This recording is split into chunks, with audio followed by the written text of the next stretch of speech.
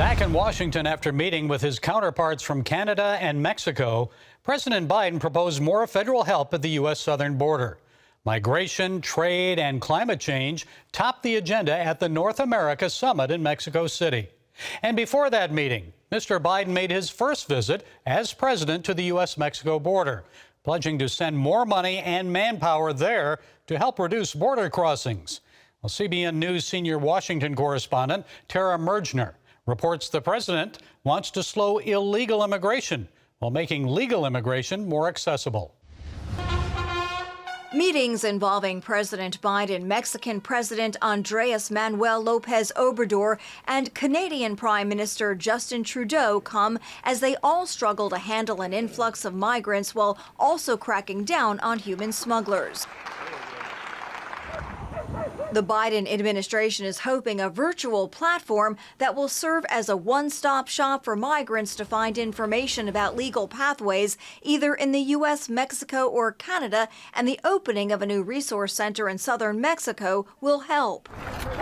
Biden's new plan also includes expelling migrants from Nicaragua, Venezuela, Haiti, and Cuba who cross the border illegally. The U.S. will reportedly accept 30,000 migrants a month from those four countries that have a U.S. sponsor. Critics, including Texas Governor Greg Abbott, say it's too little, too late. The president who caused the chaos of the border needed to be here. It just so happens he's 2 years and about $20 billion too late.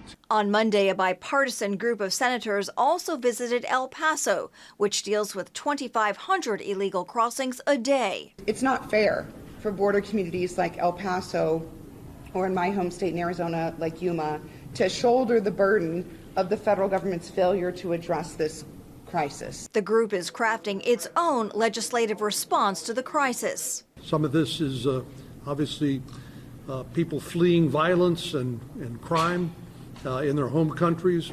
Other people are coming here for more nefarious purposes. We know the drugs that come across the border are a huge problem. 108,000 Americans died of drug overdoses last year. Past efforts to pass major immigration reform have repeatedly stalled in Congress. Appearing on the CBN News program Faith Nation, Nathan Gonzalez, editor and publisher of Inside Elections, said Biden's plan is unlikely to be well received by Republicans. For Republicans, it's not going to be enough. I mean, we're here at the very beginning of this Congress where Republicans are just taking control of the House of Representatives. And I think Republicans are at the point they have to decide, do they want to make policy or do they want to make a point? And with this initial batch of legislation the House Republicans are putting forward, I think they want to make a point. And if they were already on the same page as President Biden on a huge domestic policy like the border, that would be shocking. So whatever the president comes up with specifically is not going to go far enough for Republicans. So the question is, as we move ahead over the next 2 years, can they come to some sort of agreement on what everyone agrees is a problem? President Biden returned to a bit of a political mess when he returned from the Mexico City summit. The U.S. Justice Department is reportedly reviewing a number of classified government documents discovered in the president's former office at the Penn Biden Center for Diplomacy and Global Engagement. Biden apparently possessed the classified information after he left the office of vice president. President Biden commented just before leaving Mexico. People know I take classified documents and classified information seriously. When my lawyers were clearing out my office at the University of Pennsylvania, they set up an office for me, secure office in the Capitol. The 4 years after being vice president, I was a professor at Penn. They found some documents in a box in a locked cabinet, or at least a closet. And as soon as they did, they realized there were several classified documents in that box.